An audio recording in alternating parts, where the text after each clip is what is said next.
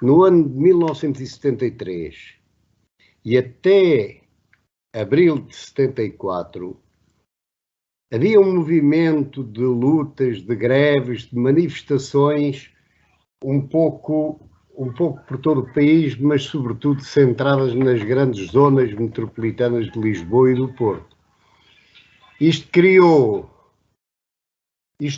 condições, a meu ver, para haver um ambiente muito favorável ao sucesso, que criasse sucesso, que desse origem ao sucesso que teve o próprio movimento dos capitães. Há um episódio que para mim é relevante porque ele foi anterior ao 25 de Abril, mas também posterior.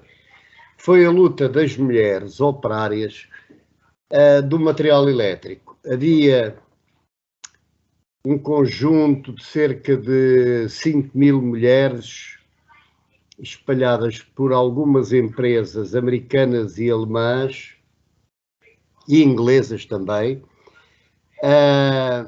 que foram submetidas a um processo de exploração. Para além da exploração da sua própria força de trabalho, era também uma exploração das suas capacidades, nomeadamente visuais. Havia na altura o desenvolvimento da produção de mini bobines para os computadores, e as mulheres, ao fim de 3 meses de trabalho, já tinham que usar óculos. E ao fim de 9 meses, as dioptrias aumentavam para 3 dioptrias.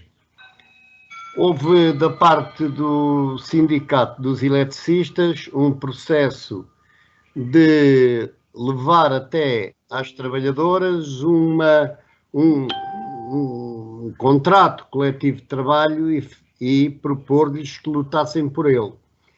E isso criou um movimento tal nas mulheres que inicialmente até se tinha que reunir, muitas vezes tínhamos que ir acompanhados, os membros do sindicato contactavam certas camaradas das fábricas.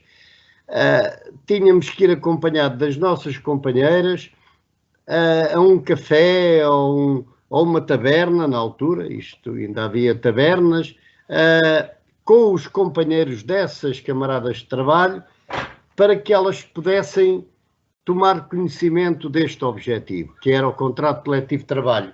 O que é facto é que, nos primórdios do processo, havia meia dúzia de mulheres e depois começaram a passar para Évora, começaram a passar para Braga, para a Grunding, para a Siemens em Évora, para a Eletrónica Signet em Palmela, para a Standard Elétrica em Cascais. E o que é verdade é que aquilo transformou-se num movimento tão grande que as mulheres entraram em greve com a ocupação das fábricas, entraram em greve e mesmo cercadas e reprimidas pela GNR, resistiram nas partes interiores da cerca das fábricas, fazendo fogueiras, passando as noites, de várias maneiras, discutindo, cantando, petiscando, com grande apoio da direção do Sindicato Progressista dos Eletricistas do Sul e Ilhas.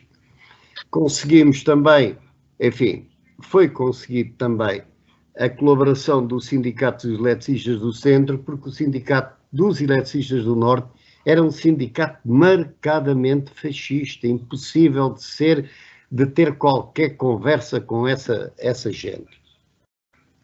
Certo e sabido é que esse contrato por causa das greves, acabou por ser aprovado, quer dizer, acordado com a entidade patronal.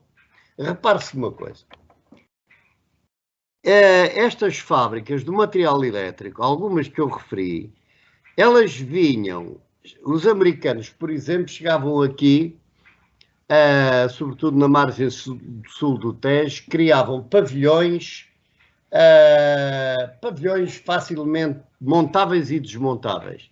E todo o equipamento que vinham em contentores, e os materiais para a construção do produto final vinham também em contentores que nem sequer passavam pelas finanças. E todo o material produzido saía da mesma maneira em contentores para os Estados Unidos da América, sem também serem cobrados quaisquer impostos de produção desses equipamentos. Isto era uma benesse dada pelo regime fascista aos americanos, aos alemães e aos ingleses. E então, este movimento foi de tal maneira, porque depois às empresas também lhes interessava uma rápida solução do problema e eles tinham esses contratos nos seus próprios países, que acabaram por acordar um contrato que minimamente protegia ou defendia os trabalhadores, mas pouco, mas minimamente defendia. Esta luta deveu-se depois porque o Estado, o governo fascista, não quis promulgar este contrato. Então o que é que acontece? Quando se dá o 25 de Abril, espontaneamente, estas mulheres arrancaram, exigiram ao sindicato uma Assembleia Geral, chame-se assim, na Voz do Operário. Estavam lá cerca de 3.500 mulheres. Os dirigentes da coletividade da Voz do Operário vieram pedir à direção do sindicato para deslocalizar o local da reunião, passá-lo cá para baixo para o ringue, porque tiveram medo que a estrutura da casa, da sala principal lá em cima no segundo andar, ruísse. E então as mulheres vieram para o ringue cá embaixo, no resto de chão, ao lado do edifício, reuniram e decidiram dirigir-se imediatamente à Praça de Londres e exigir ao Ministro do Trabalho a promulgação do contrato. Quando chegaram, eram 3.500 ou 4.000 mulheres em grande manifestação. Quando chegaram à Praça de Londres, estava lá as Forças Armadas do COPCOM. Aquilo que se passou, que o Tomé contou acerca do pessoal da Lisnave, antes passou-se com estas mulheres. As mulheres foram direito aos soldados, começaram-lhes a gritar que vocês são filhos do povo, têm de estar do nosso lado. Os soldados viraram-se de costas, abriram alas e as mulheres foram até mesmo à porta do Ministério do Trabalho, na Praça de Londres. Falou-se para o ministro, que era um Gonçalves qualquer coisa, já não me lembro agora, e que o ministro mandou subir uma delegação. E na hora, perante aquela enorme concentração de mulheres operárias, o ministro aprovou e promulgou o contrato coletivo de trabalho. Este foi um exemplo do que se passou antes das lutas anteriores e da consequência posterior ao 25 de Abril. Portanto, havia uma dinamização e uma capacidade de intervenção política e de luta reivindicativa do proletariado em Portugal significativa. Neste processo do 25 de Abril, eu tenho até me emociona muito, foi a data da libertação dos presos políticos.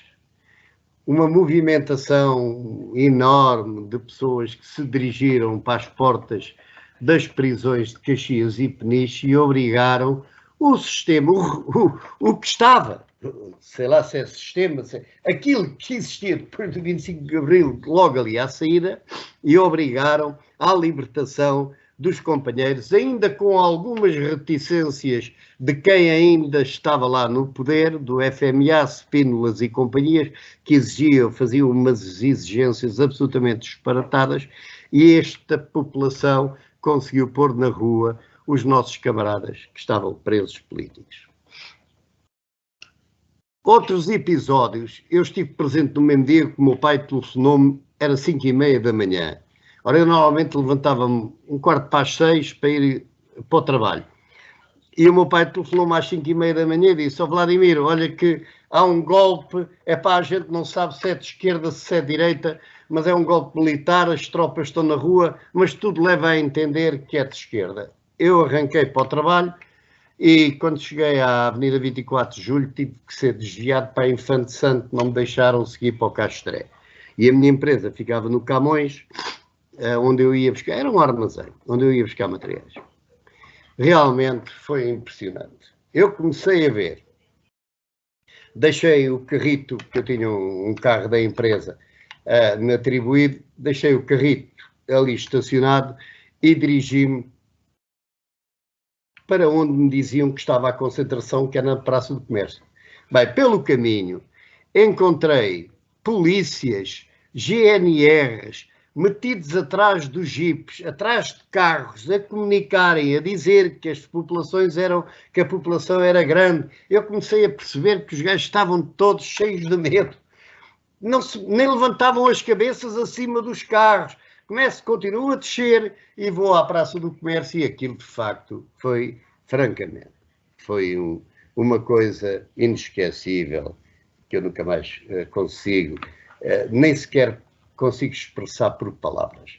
E logo a seguir dá-se a informação de que o Marcelo estava preso no Rato e aquilo foi uma multidão louca que rapidamente arrancámos por aí acima, direito ao Rato, não, ao Carmo, arrancámos direito ao Largo do Carmo, uma coisa impressionante, não cabia uma agulha. Enfim, houve uma sucedânea de acontecimentos, o assalto à sede da PIDE. Também estávamos no Carmo, o Spínola já lá tinha chegado, levou o amigo no Chaimite e foram-se embora, e com muitas vaias populares, e soa-se que a PIDE estava a disparar sobre as populações. Viemos imediatamente para António Maria Cardoso, uma outra grande multidão. Chegámos lá abaixo, deslocámos-nos para um sítio que até havia um prédio em construção e já lá estava era um Panhard, se não me engano, um carro do exército com um canhão e com megafones a falar. Bem, eu vi o Sagara de um PIDE ser ferido, ser atingido, acho que foi esse que foi morto. A comunicação, eu não sei se já não era o Salgueiro Maia, mas isto também pouco interessa. Bem, foi impressionante aquela comunicação a exigirem a rendição da PIDE, depois eles a descerem, começar a descer um a um, mas já tinham morto 5 pessoas. E quando se diz que o 25 de Abril foi uma revolução sem sangue, é mentira. A morte dessas 5 pessoas, desses 5 cidadãos jovens, foi no processo do 25 de Abril. Bom, depois temos uns episódios da luta contra a guerra colonial. Para acabar com a guerra colonial, foram movimentações de milhares e milhares de pessoas por todo o país a querer acabar com a guerra, obrigarem os gajos que estavam no poder, os militares, o Conselho da Revolução, a negociar, a render, a acabar com a guerra. Foi umas lutas fantásticas, impressionantes. Um empenho do proletariado industrial do Porto de Lisboa, da área metropolitana de Lisboa, do Porto de Setúbal. Foi impressionante as movimentações. Assisti aos assaltos, e fizeram-se muitos, aos sindicatos fascistas. As pessoas, os operários, os empregados, dirigiram-se às sedes dos sindicatos e ocuparam imensas sedes dos sindicatos que ainda continuavam na mão daquelas direções fascistas, mesmo corporativas, antigas, alguns que já lá tinham 30 anos de direção. E, curiosamente, no Sindicato dos Eletricistas de Sul e Ilhas, aparece um grupo de 17 ou 18 pessoas a querer ocupar o sindicato. E nós perguntámos, então, mas querem ocupar o sindicato porquê? Esta direção que está aqui foi eleita na voz do operário democraticamente por 800 trabalhadores. O que é que vocês querem? Isto verificou-se. é uma direção progressista. O que é que vocês querem? Não sei o quê, vocês têm os fascistas no meio da lista. Realmente, nós tínhamos lá 2 elementos da anterior direção, mas isso foi estratégia. Mas não eram fascistas, eram daqueles, enfim, olha, empregados da EDP, na altura o EP, enfim, mas não eram fascistas. Mas a direção era toda progressista, composta por elementos de várias organizações do PC e também de organizações ML, pelo menos de 2. O Grito do Povo e o RML, isso é verdade. E eles apareceram e nós dissemos, vocês não invadem coisa nenhuma ao sindicato. Quem é que são vocês? Eram então um grupo de 17, 18 pessoas do MRPP. E 2 deles, que eu depois os identifiquei também, eram nossos camaradas que nós os apoiávamos e eles participavam connosco em reuniões de direção, que era o Conde e a Maria da Luz, ou não sei, ambos do MRPP, quiseram, com mais um grupo de 15 ou 16, quiseram assaltar o sindicato. Foi tão simples como isso. Nós tínhamos os contactos, porque tínhamos tido greves, nomeadamente no J. Pimenta, tínhamos dirigido essas greves, o sindicato tinha dirigido, quer dizer, tinha apoiado fortemente as greves do J. Pimenta, dos operários da construção civil, pelo contrato coletivo da construção civil, e tínhamos Lisnave, ENI, na ENI, onde eu trabalhei. Lisnave, ENI era quase a mesma coisa, a ENI era a parte elétrica da Lisnave, e nós telefonávamos para esses companheiros. De repente, a Avenida Almirante Reis, ali no 72 ou 74, encheu-se com uma imensidão de pessoas, operários vindos das fábricas a correr para defender a sua direção sindical, aquela direção que eles tinham elegido no ano anterior, na voz do operário. Claro que os moços do MRPP, enfim, foram-se embora. Este foi também outros episódios brilhantes do 25 de Abril. Outra questão, como os contratos seletivos eram morosos e tinha que se iniciar negociações e patati e patatá, o proletariado industrial dessas regiões, Lisboa e Porto, não se ateve a essas questões, e o que fez foi, para mim, do ponto de vista da ação política e tática imediata, foi a criação dos cadernos reivindicativos. Os cadernos reivindicativos emergiram por quase todas as fábricas. A negociação era direta com o patronato, com os administradores, e esses cadernos reivindicativos, na altura, trouxeram logo ganhos imediatos.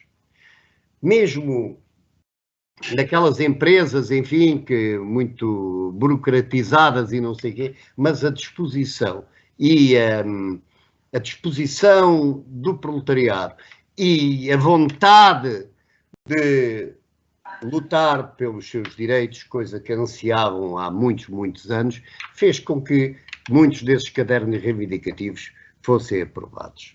Desenvolveu-se em simultâneo o saneamento dos PIDs, dos bufos, e isso já vocês também sabem e devem ter assistido em várias fábricas. Os patrões fugiram, deixaram a empresa ao abandono, os trabalhadores tomaram conta delas, sanearam os bufos. Na Lisnave, por exemplo, aconteceu uma situação destas. Havia um encarregado, se não me engano, que era da caldeiraria, que era um miserável na relação que tinha com os trabalhadores, era um miserável, um déspota e não sei o quê. E a malta, a primeira coisa que quis fazer foi saneá-lo, porque era um bandido insustentável no novo quadro político. E o que é verdade é que 2 dias depois ele aparece na empresa com o cartão do PC. Pronto. Foi muito giro, porque, entretanto, camaradas da Lisnave dirigiram-se à sede ali em Almada, que havia em Almada ao pé na Cova da Piedade, mais propriamente dito, e foram saber, aquele gajo chegou cá e fez-se sócio, de maneira que houve até alguns casos de gajos que temiam serem saneados e que arranjaram artimanhas que não resultaram felizmente.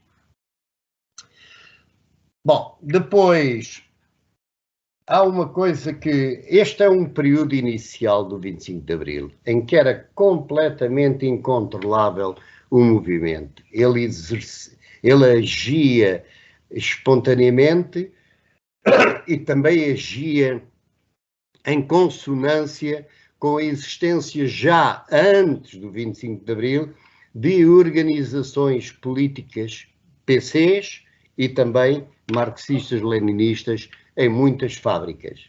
Não muitos os ML, mas mais os PCs, mas ainda assim os marxistas-leninistas, os comunistas revolucionários, tiveram um papel em muitas empresas um papel muito importante no desenvolvimento e na criação do processo de luta e desenvolvimento da luta desses trabalhadores nas fábricas. E eram muito estimados e isso muitas vezes em algumas empresas, inclusive no combate frontal com as posições do PC e as posições dos revolucionários, muitas vezes os revolucionários foram por diante. Olha, por exemplo, a grande manifestação dos trabalhadores da Lisnave, aquele batalhão, aquele exército operário, que foi até à Praça de Londres, resultou exatamente de uma vitória esmagadora dos revolucionários sobre a corrente reformista existente da Lisnave. À medida que o processo ia se estabilizando, começa a sobressair a importância do papel do PCP nas lutas operárias e na organização do movimento laboral, do movimento reivindicativo laboral. Tudo começou, por exemplo, uma série de dirigentes sindicais antes do 25 de Abril, que já como os eletricistas, outros sindicatos, os lanifícios, os eletricistas de Coimbra, os escritórios e serviços de Lisboa, Santarém e Leiria, os sindicatos metalúrgicos, uma grande luta travada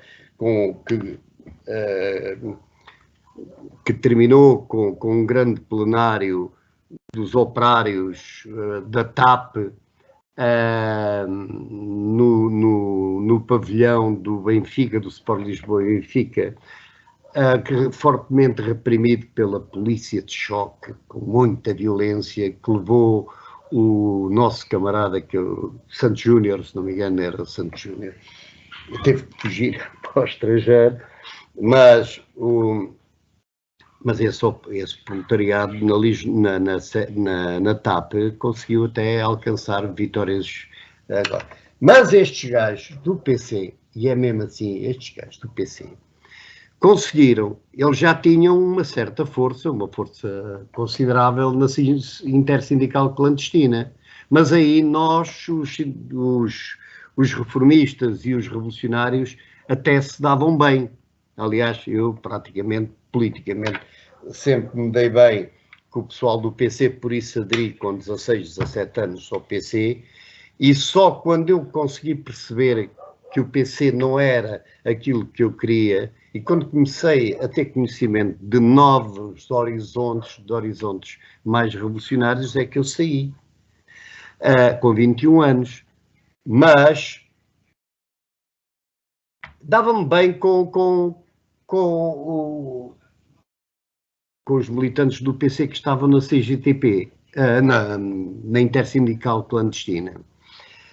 E aí também foram lançados, foi uma forma de estender a organização a vários pontos do país, através desta intersindical clandestina, e promover e desenvolver formas de luta para que se ampliasse o movimento em luta por reivindicações salariais e de liberdades e de direitos laborais. Mas quando se dá o 25 de Abril, eles rapidamente e de uma forma surpreendente que apanhou muita gente desprevenida, criaram a intersindical, a CGTP, de uma forma Bem, o PC tinha uma grande organização. No tempo do 25 de Abril dizia-se que eles estavam praticamente em ruína, que tinham pouca gente já, tinha havido levas de prisões. Eu lembro-me de uma daquela região de Santarém, e depois apanhou a Alverca, por ali até Vila Franca, Alhandra, etc., que levou de uma assentada 70 militantes.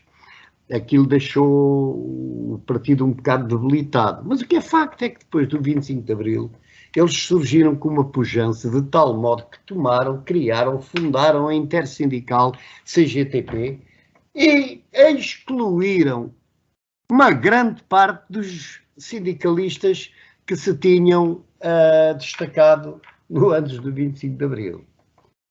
Pronto. Isto foi terrível, porque, inclusive, eu lembro-me do jornal Diário de Lisboa e o Diário Popular terem publicado nas primeiras páginas, quando se fundou o CGTP, com uma série de fotografias na primeira página, outras sem fotografia, que uma delas era a minha, que eu nunca dei, mas vinha lá os nossos nomes a dizer: então, e estes dirigentes sindicais, aonde é que estão? Onde é que ficaram? Que não foram convidados nem para o congresso de fundação da CGTP. Neste processo, há uma coisa que eu quero vos dizer, que ainda hoje guardo com muita satisfação e muita alegria, foi a fundação da UDP. Foi das melhores coisas a seguir ao nascimento das minhas filhas e do próprio 25 de Abril. Foi a melhor coisa que eu achei que podíamos ter feito, criado, constituído. A UDP veio dar um enorme elan ao movimento revolucionário já em curso pelos próprios trabalhadores. Não sabíamos muito exatamente como chegar àquelas consignas que a gente apontava. Mas o que é verdade é que sabíamos que quanto mais se aprofundasse e desenvolvesse as lutas operárias, as lutas populares, maiores eram as conquistas alcançadas, ampliando as liberdades, ganhando força, consciência política do movimento e preparando para etapas futuras, mais radicais, mais com horizontes mais largos.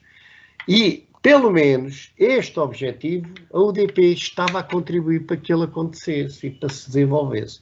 E, rapidamente, a UDP ganha uma influência política em centros nevrálgicos do proletariado, na zona metropolitana de Lisboa e Setúbal e no Porto.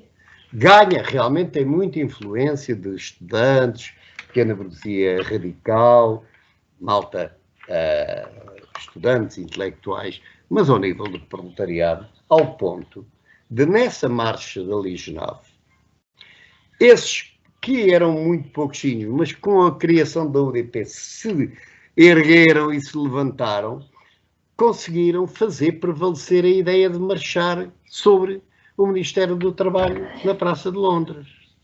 Isto é fantástico. E depois outras questões, a organização das mulheres revolucionárias, a criação da UMAR, a criação do GAC.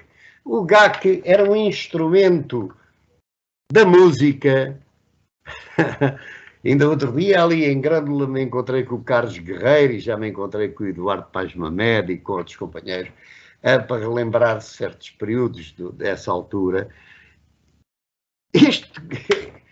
Este grupo musical que se desdobrou, havia GACs por todo lado, só para vos dizer, havia no Porto, havia no Algarve, havia em Lisboa, tinha cerca de uma centena ou pouco mais de participantes, levava a música revolucionária e fazia música em cima dos acontecimentos revolucionários da época, como se fez no Jornal do Comércio, canções, como se fez com o Zé Diogo, né?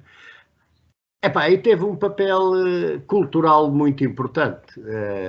Eu lembro-me de haver, como também houve com o Zeca Afonso, ali no Alentejo, em Évora, em Beja, na Albernoa, enfim, várias herdades ocupadas, e a concentração de populares foi francamente impressionante e agradável. Agora, há uma coisa que eu tenho de destacar. O PC, quando entra de forma intensa e ativa para contrariarem o movimento popular que estava em curso, reparem-se nos argumentos que o PC tinha. Quando nós vínhamos com uma reivindicação antes do 25 de Abril aprovada para a intersindical clandestina, e essa reivindicação era de salário mínimo nacional de 6.000 escudos, o PC, quando isso, depois do 25 de Abril, passa a ser, continua a ser a bandeira reivindicativa dos trabalhadores, os PCs consideram que é uma reivindicação irresponsável, que a economia nacional não tem condições para dar esse aumento de salário e opõe-se clara e inequivocamente à reivindicação e à luta dos trabalhadores por esse salário. Esta, digamos, de maior quer dizer, não é de maior relevo, a primeira ação que é violenta contra os interesses do proletariado, dos trabalhadores portugueses, em luta, já em luta. E depois, quando se iniciam as greves e se desenvolvem greves com maiores dimensões, o que é que o PC faz? Ataca também as greves, porque estão a ser manipulados os trabalhadores por agentes ao serviço da reação e que isso vai contra a economia nacional e contra os governos previsórios de que eles sempre fizeram parte. Ora bem, eu quero-vos dizer que o PC, o reformismo revisionista no movimento operário e laboral, neste caso em Portugal, foi das piores doenças, pior que a pandemia que nós tivemos no movimento operário. Foi francamente castrador da maior parte das iniciativas que o proletariado poderia ter cá no nosso país. E agora pergunta-se, então e se não fosse o PCP, para onde é que a gente tinha ido? Para já é muito difícil eu tentar encontrar. Eu bem digo que não sei para onde é que, até onde teríamos conseguido chegar, mas o que eu sei é que teríamos conseguido chegar mais longe. E mais longe é no aprofundamento das liberdades, das conquistas laborais, no alargamento dessas leis democráticas e tal como, por exemplo, a tal Constituição que foi feita e que aprovada em 1975, não foi? Em 75 ou 76, foi considerada uma das... mas isso é um bem menor, não era isso. O que poderíamos era ter ampliado ainda mais os nossos direitos e as nossas reivindicações terem sido alcançadas. O Cunhal foi sempre ministro adjunto, nunca foi ministro com pasta, e depois a linha geral dos... Eu fazia-me confusão, porque eu trabalhei também numa empresa com 1.500 trabalhadores, e na secção onde eu estava tínhamos 600 trabalhadores, que era na ACTA. Eu fazia muita confusão, porque aqueles trabalhadores, quando se reuniam em plenário, normalmente rejeitavam as propostas que haviam do PC e dos sindicatos que começaram a aparecer lá e aprovavam as propostas do campo revolucionário. E eram 600 trabalhadores, com uma presença, 600 trabalhadores naquele local, com uma presença na ordem dos 520, 510, que enchiam por completo o refeitório da empresa. E, portanto, eu aí percebia que havia condições para se avançar mais. E nós tínhamos ganho, o que tínhamos ganho até então era muito pouco. Era pouco demais para aquilo que estava a acontecer no país. Bom, eu penso que em matéria do PREC, eu acho que passei, enfim, por tanta coisa, nomeadamente as ocupações dos latifúndios, foi um esboço de uma reforma agrária. ela foi comprimida e reprimida parcialmente, porque ela não, houve alturas em que ela não conseguia ser controlada por quem dominava o campo político do Alentejo e Ribatejo. Foi terrível. Nós percebíamos que era possível concretizar a ocupação dos latifúndios e desencadear processos de autoprodução, digamos, autogestão do proletariado agrícola, mas havia sempre ali uma tendência para, havia sempre 2 ou 3 pessoas que eram os maiorais, que eram membros do Comitê Central e que o PCP aconselhava a fazer assim e não a ir na conversa dos esquerdistas e pronto. O 25 de novembro, quer dizer, como é que isso foi sentido, não é? Porque há aí uma inversão do ciclo político, a lógica do poder é alterada, a direita assume as rédeas do poder, e isso teve consequências, quer dizer, nos locais de trabalho. Como é que isso foi sentido, da tua experiência, como é que isso foi sentido lá nos locais de trabalho? Uma debandada geral, tentativas de resistência, como é que as coisas se passaram?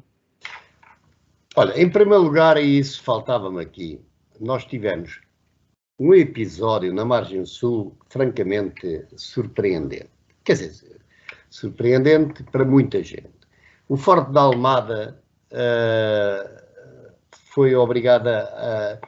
O comandante Luz tinha que se ir entregar lá à Cova da Moura, era a Cova da Moura. O comandante Luz tinha que se ir entregar e, entretanto, perante a intervenção dos comandos, aquilo que fizeram os Lanceiros 2 e não sei o quê, houve uma movimentação imensa de operários que vieram das fábricas do Conselho e não só, também vieram do Seixal, nomeadamente das fábricas de cortiça, que ocuparam literalmente todos os acessos e o interior do Forte da Almada. Conseguimos entrar dentro do Forte da Almada, os soldados abriram-nos a porta de armas, entramos por ali e trouxemos empilhadores, gruazinhas pequenas, tratores, tudo que tivesse rodas veio para ali e fechou. Quem conhece o Forte da Almada e os seus acessos, são ruas muito estreitas, aquilo ficou completamente fechado. E então, durante 2 dias e uma noite, o Forte da Almada transformou-se numa assembleia popular, em absoluto. Os soldados participaram, havia lá uma caserna enorme, um pavilhão enorme, onde se reuniram todos, foram todos convocados para se reunir, e o Luz e eu também, pronto, saltámos para cima da mesa e cada um fez a defesa dos seus pontos de vista. O que é certo é que o Capitão Luz foi ali preso. Ficou preso porque ele queria se render, queria se ir entregar à Cova da Moura, lá onde eles estavam reunidos. E foi detido, mas foi detido. E portanto, aquilo tinha 8 obuses de 80 milímetros. E chegou-se a discutir com o comandante da unidade, que era o Luz, e mais outros oficiais, que eu não conheço bem as patentes, eu não fui tropa e não conheço bem as patentes, mas chegou-se a discutir como é que era. Se quando os gajos estão continuamente a telefonar, a gente dizer, desculpe lá, mas essa merda aí desse sítio, se vocês continuam-nos a chatear, vai pelos ares. Porque isto é de fácil alcance, aquilo está mesmo em frente do outro lado de Lisboa. Quer dizer, pensava eu também, e pensavam outros companheiros. Isso não pode ser, embora possa ser elemento persuasivo. Mas nunca foi utilizado. E o que foi decidido foi haver um deslocamento ao Lanceiros 2, ao Ralis e ao Rioque. E aquilo, entretanto, houve um recolher obrigatório. Nessa madrugada, desse dia para o outro, houve ninguém. E isso, enfim, é verdade. o único carro que circulou ali foi o meu, pela ponte sobre o 25, ponto de 25 de Abril, não se via mais ninguém, e fomos diretamente ao Ralis, reunir com, não foi com o Diniz de Almeida, foi com uma coisa acima, fomos ao Lanceiros 2, mas aquilo já estava tudo numa grande confusão, o pessoal já tinha dispersado todo, que andaram lá a fazer valas, mas umas valas, quando eu lá cheguei, as valas eram tão estreitinhas que os chaimitos passavam, mas valeu a vontade daqueles camaradas que foram para lá e que depois foram objeto de expulsão pelos comandos e que mataram a bagagem e ao que disse aí o Tomé, mataram, também foram mortos 2 gajos dos comandos, pois. E só vi o... e fomos tentar reunir, não só conseguimos reunir com o Ralis e já havia uma decisão, porque aquilo, segundo eles, já não havia nenhuma hipótese de resistir ao golpe do 25 de novembro. E quando regressei ao Forte de Almada, o Luz, por portas e travessas, fugiu, foi-se apresentar. Curiosamente, o Luz depois telefonou para a UDP e pediu proteção. Nós arranjámos-lhe uma casa do partido, na altura ali para o Restelo, porque apesar de tudo o gajo não reprimiu o movimento. Entretanto, o que aconteceu foi que veio, os Fiats passaram por cima a amedrontar o pessoal concentrado no quartel. Eram milhares e milhares de operários, milhares de trabalhadores, uma coisa impressionante. E os Fiats passavam ali, arrasavam, e a malta dizia, os gajos vão disparar. E eu, vocês até conhecem, que é o Andrade Luz, pôs-se lá, tinha lá um tripé com uma metralhadora por cima da porta de armas, venha. Claro, isto dava para tudo, ainda bem que deu para tudo. E depois apareceu então um grupo, uma tropa qualquer, já não me lembro, que veio também com máquinas de rasto e foi afastando as máquinas que estavam a impedir e nessa altura a informação que já havia e também a posição do PC foi de nos afastarmos para evitar o conflito com as Forças Armadas. Pronto, e nós ficámos até ao fim e depois saímos, naturalmente, porque aquilo estava perdido e também já era disparate andarmos agora ali à chapada ao Major, foi o Major que para lá foi. Bem, mas resumindo e concluindo, o Luz acabou por ficar protegido, que a UDP resolveu atribuir-lhe uma casa e depois, 4 dias depois, alguém telefona para a UDP e diz assim, camaradas, eu vi aqui o Luz nos restauradores, aqui à porta do cinema, se não me engano era o Condes, o cinema, e tal, aqui à porta do Condes e não sei o quê. Pronto, e foi enviado um camarada para falar com ele e disse, o que é que tu andas aqui a fazer? O que é que tu puseste em causa a própria casa do partido que te foi dada e era uma casa clandestina, pá. Pronto, agora desenrascas-te, vais à tua vida. Nunca mais vi o Luz, nunca mais sei o que é que se passou dele. Mas qual foi o sentimento? Quando nós estamos em movimento, quando o proletariado está em movimento, está em luta, a influência revisionista tem pouco efeito. A influência do reformismo tem pouco efeito, porque existe um movimento em crescendo, existe, de facto, objetivos imediatos. Os cadernos reivindicativos, por exemplo, eram um objetivo imediato. Mas quando tu sentes que tudo aquilo que tu pensaste, o MFA, os hotéis, começam a cair, a renderem-se e não sei o quê, tu ficas desarmado. E a influência revisionista tem muito mais força. E então aí passou a haver uma situação de conformismo. E isto, até ao 25 de novembro, com o 25 de novembro e daí adiante, enfim, ainda houve várias lutas, vários esboços de lutas, mas já perderam aquela dinâmica e aquele objetivo, não é? Portanto, e as pessoas confinaram-se aos seus locais de trabalho, os patrões progressivamente foram voltando aos seus locais, as terras foram entregues aos latifundiários na mesma. Perante este panorama, qual seria a nossa posição como proletários, como trabalhadores? Era, enfim, ficar um bocado desiludidos com este processo, não é? Durante todo, portanto, esse chamado verão quente, a movimentação popular, a movimentação operária começou-se a constituir, ou começou a constituir elementos para uma alternativa sindical, portanto, ao reformismo, à CGTP, concretamente na corrente que foi animada pela UDP, PCR, houve uma tentativa de constituir uma alternativa, uma corrente sindical revolucionária que, pelo menos em minha opinião, foi liquidada com a constituição do Centro do Trabalho 1 ou 2 anos mais tarde. Não sei se concordas com isto ou não.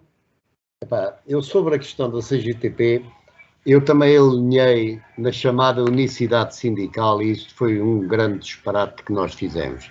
Porque já a CGTP estava dominada pelo revisionismo, com forte implante de caciques, gajos que eram autênticos caciques nos diversos sindicatos, e não permitiam a nossa participação, excetuando a nossa participação, ou seja, dos proletários revolucionários e compassado. Como eu vos disse ainda há pouco, no jornal Diário de Lisboa e Diário Popular apareceram essas páginas a perguntar onde é que eles estão, porque é que não fizeram parte do Conselho Nacional, nem foram convidados para o Congresso.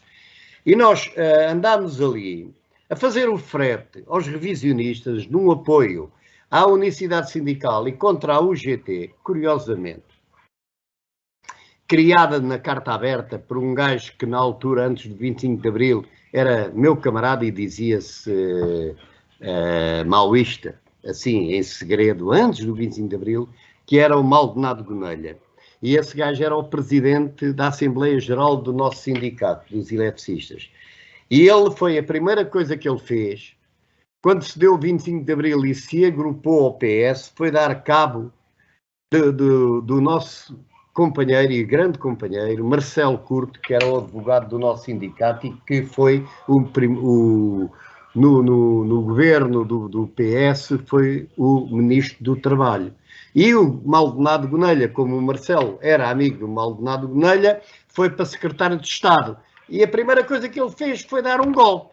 Tanto que o Marcelo Curto veio aqui ao Algarve, que eu agora estou cá embaixo no Algarve, veio cá ter connosco, comigo e Casé, porque ele era muito nosso amigo, e veio-nos expor a questão. Epá, Guinô, eu preciso de arranjar um secretário de Estado, porque senão o Maldonado Gonelha corre comigo e eu tenho que o substituir. Pronto, da minha parte recebeu uma resposta negativa, como era óbvio, e quando ele chegou a Lisboa, passado 3 ou 4 dias, foi anunciada a substituição do Marcelo Curto pelo Maldonado Gonelha. Ora bem, esta corrente, companheiros, se nós voltarmos atrás, e eu tantas vezes tenho pensado sobre isso, nós, ao nível do movimento sindical, praticamente não tivemos hipóteses. Não tivemos um ou outro sindicato das carnes, dos bordados da madeira. Agora, olha, eram tantos que eu nem me lembro.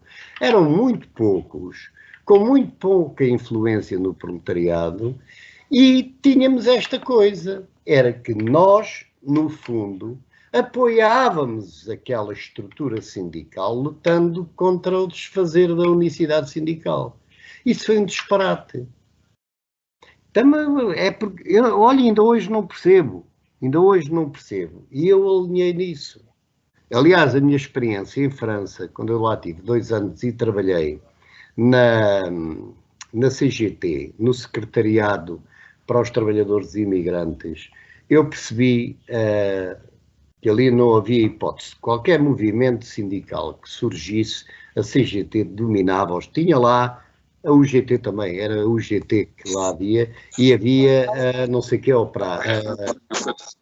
Eram 3 sindicatos, uma muito pequenina, e mas eu percebi claramente quando a CGT entrava no campo operário, na Che Citroën, na Che Renault, e quem dominava eram eles, não é?